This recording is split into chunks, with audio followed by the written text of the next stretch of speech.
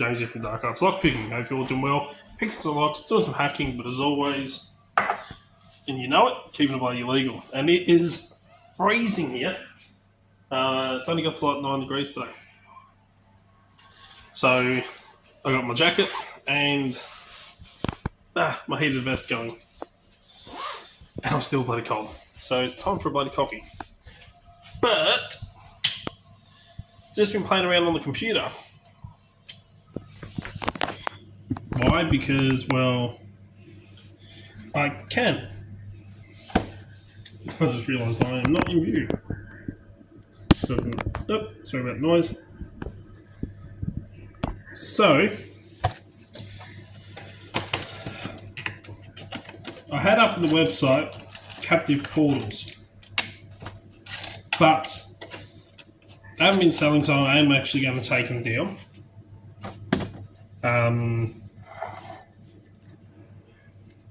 The same as the Author V3.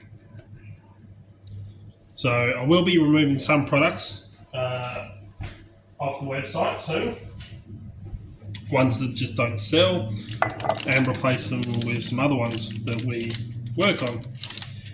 But I wanted to talk about captive portals because I just made a new one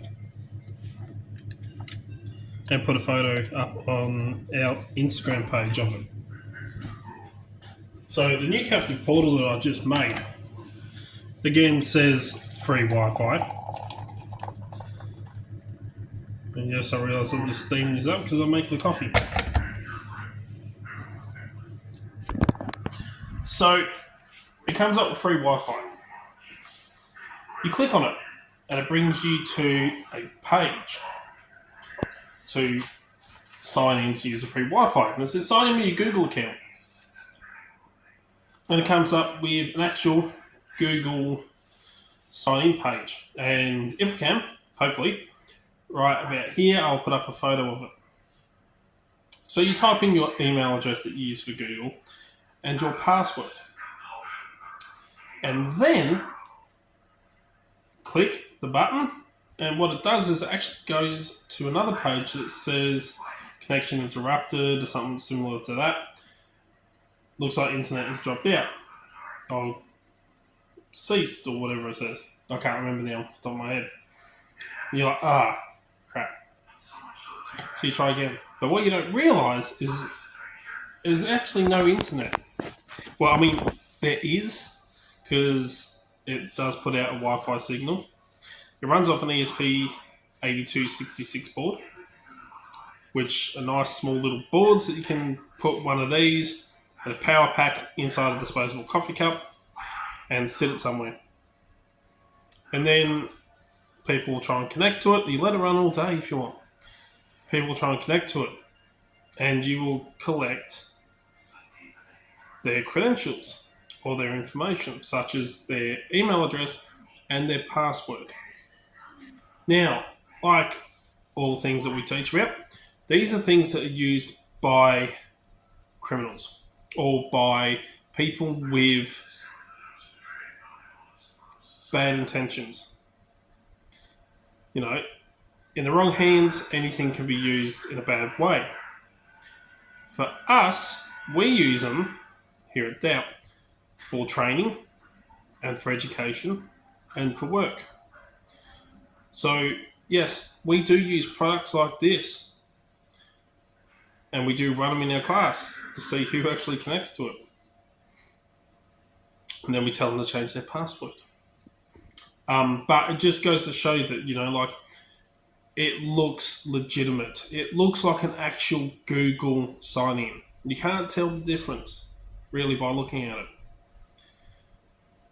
But if you're out and about and you're out in the city, you're out in the town, wherever it might be, and you go on your phone and you're like, I've run out of data, especially if you're prepaid or something like that, and you might be tempted to use a public Wi-Fi. You know, because there are a lot of places that put out free Wi-Fi, free public Wi-Fi. Don't trust them. Because you're not sure if it is actually a legitimate business, let's say a cafe that puts out free Wi-Fi. You know, That's cool. You can use it if you want, but always be wary because it might be someone using a device such as a captive portal for nefarious reasons. And then once they've got your email address and your password, they can access your accounts because, I mean, Google controls pretty much everything, your YouTube, your Gmail email accounts. They can go through all your emails and anything else that you use the same email address and password for. Because, yeah, we are all creatures of habits and we all use the same passwords. Unless you're someone like myself or Daryl or a few others that I know that actually use things called password managers. And you use different passwords for everything. And of course, you can't remember if you've got, say 20 different accounts on online forums or logins for your emails or business or anything like that. It's hard to remember 20 different passwords. And a lot of us, and I say a lot of us, but a lot of people, I should say, use variations of the same password. So let's say, for example, your password is password because it's actually one of the most common passwords used. Right? And let's say for your Google, you use password. Then let's say for your, you use the same email address for your Facebook. And then you use password 01 for your Facebook. And for your Instagram, you use the same email address and then you use password 02 or 03. Variations of the same password. So being able to have different passwords, completely different, and being able to remember all of them is extremely helpful. Now, in saying that, the other key thing is always have two-factor authentication. Yes, some people are really good and they can kind of spoof two-factor authentication, but having it is extremely important. For example, all my accounts I use two-factor authentication, and it is synced to my devices, or use passkeys. Having systems in place so you've got more than one option available. Always keeping your stuff up to date. If you suspect that someone might know your password, change it.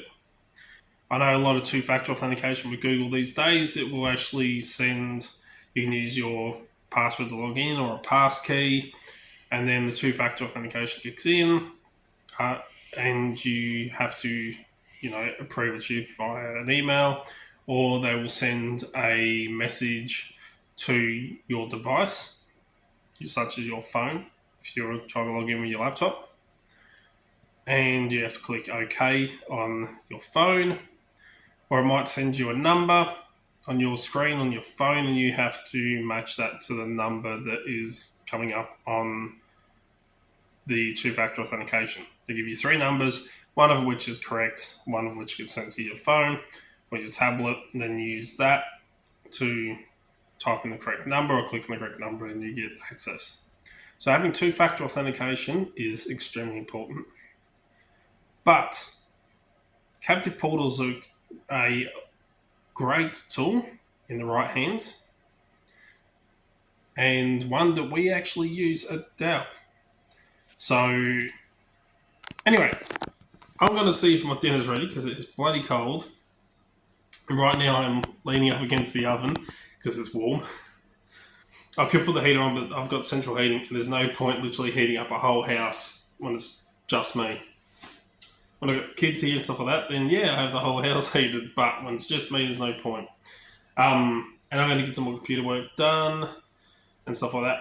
But yeah, captive portals, phishing attacks. Be wary, be vigilant, be skeptical of everything, and as always, remember to keep it bloody legal if you do create one. For testing your own systems and for demonstrations and stuff like that. Don't go using it for any form of illegal activity, just like we never condone any form of illegal activity. So, till next time, stay safe, keep it legal.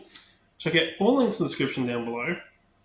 Don't forget, we have courses and training available for businesses, organisations, groups, agencies.